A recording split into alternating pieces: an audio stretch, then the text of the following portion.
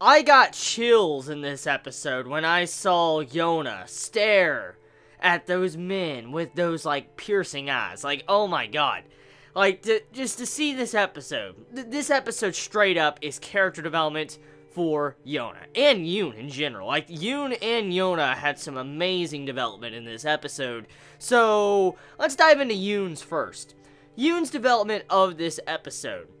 As a character since his first introduction, we've seen his personality of how he's acted. He's kind of acted slightly like a coward, but sometimes he's not. And with this episode, he talks in his mind, and he states that usually, if I was in this type of situation, I would try to figure out a way to be able to escape. For instance, I would look at the closest path I could take to be able to run away and save my own life. Like, he would prioritize his own life over anyone else's, and he would go to save, you know, himself and just leave everybody behind. That's how he would have been if, you know, he was at the beginning part of his character development.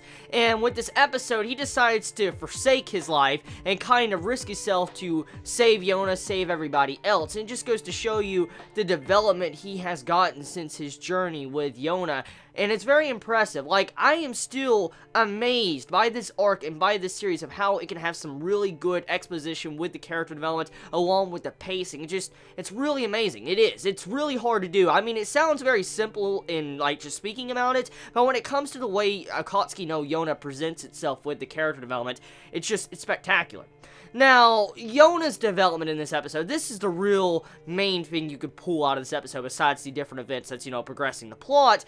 Yona's development in this episode, it's really mind-boggling because we've already seen some glimpses of this development already, because we've seen how she's kind of not acted like a traditional princess of a castle. She's acted like, you know, a person that's a regular civilian. Like, she cast away all her pride as a princess to bow before anyone else in her path to be able to achieve her in-game goals and, you know, save other people. Along in this episode, you have it to where the main dude that's selling people as slaves to girls as slaves, he comes in, he's like, "Are you Princess Yona?" He's like, "Are you Princess Yona?" Because, you know, Yona Hime had this red hair when I gazed through the window, very beautiful and stuff like that. And as the conversation progressed, he was going to take Yona with him and, you know, use Yona as a slave. Well, we get to see how Yona, in this act of desperation, what happened to Yoon, and how, like, Yoon got punched by the dude, she looked at this guy and gave him these piercing eyes. These eyes are like the eyes of someone that was willing to kill you and rip your head off, and also, those are kind of the eyes of the red dragon inside of Yona. And to see Yona do, like, a stare like that, it's crazy to see how her character can actually do a facial expression like that, when we know for a fact maybe 15 episodes ago, there is no way in fuck she would have been able to do something like that. Like, no, she wouldn't have been able to do something like that at all.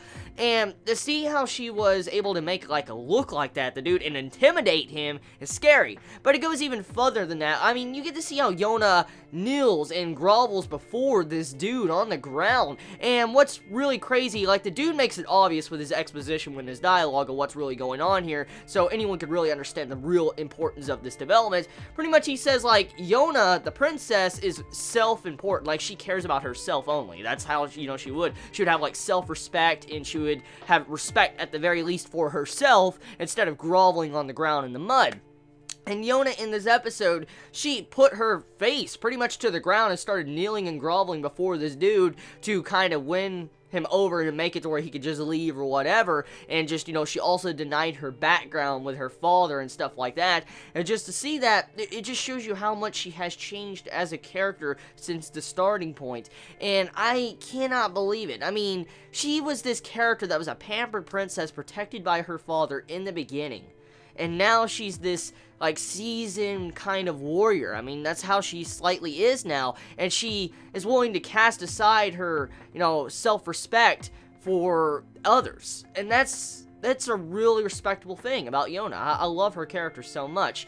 Now, getting into the details of this episode, you get to see the ship, like, majority of this episode is on the ship and getting to see the development taking place inside of Yona while she's making her decision of how she can fire off this firework above the ship to where everybody else can know where they're at. And at the end of the episode, you have it to where Yona has a bow. She gives him these awful, like, freaking sinister stare, and like, she's about to shoot the bow at them. She runs over, grabs the firework out of Yoon's chest, and then shoots it off, and then the episode ends. And I'm like, it's a terrible cliffhanger, straight up terrible cliffhanger. But It's good. It's a really good episode. Like, I seriously, I love this series. I can't get enough of it. I really cannot get enough of it. A lot of people have been asking me recently, Chibi, are you going to read the manga when this series is done? Now, I don't know. Like, I love Akatsuki no Yona. Like, I do love this series. It's a really freaking good series.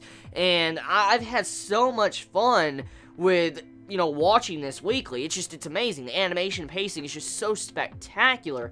And I've heard that, you know, it's still ongoing. The manga's still ongoing. It's still coming out. But the translations are the big problem when it comes to the series, as I've heard. Like, you guys, I'm guessing if you read the manga, you're about 30 chapters behind, like, from the actual translations. That's a lot of chapters behind. And I don't want to be waiting for months to weeks for, like, the next chapter, maybe even half a year for one chapter, when, you know, I could probably have a slightly good conclusion with the anime. That's the only thing I'm worried about. Like, I'll dive into Akatsuki no Yona, read past the anime, and I will, you know, get into a point to where I will have an awful cliffhanger than one I would have if I would stop after the end of Season 1. So, it just depends on the translation times of Akatsuki no Yona, if I will dive into it and start reading ahead, or just wait for a Season 2, because I'm willing to bet with Akatsuki no Yona, most likely this is eventually going to get a Season 2, it's quite obvious. So tell me your thoughts in the comments below. You all have a wonderful day or night wherever you live. Please be safe. Chibi out.